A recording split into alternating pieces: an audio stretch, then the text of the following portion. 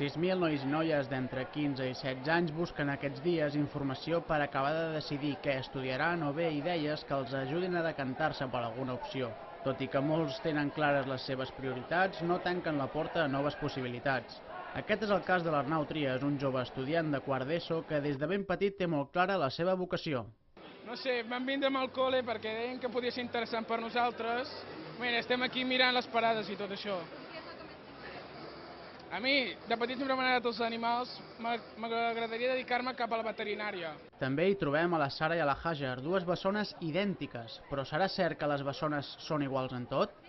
M'agradaria estudiar un cicle d'administració i finances i de treballar a bancs o alguna cosa que sigui interessant. Vull fer un batxillerat humanístic, després ser policia i m'ha servit molt venir aquí perquè és molt interessant, ho trobo molt interessant aquesta fira. Doncs ja ho veuen, la semblança es porta només al físic.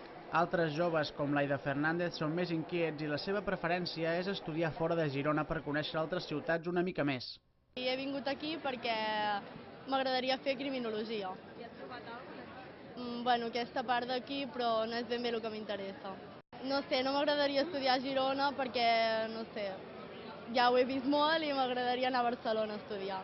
I n'hi ha d'altres, com en Guillem, que no només es conformarien amb sortir de Girona, sinó que passarien la major part del seu temps pels núvols, és a dir, volant. M'agradaria estudiar per ser pilot d'avions. Sí, aquí darrere hi ha, un post on te donen informació sobre el pilot. Això.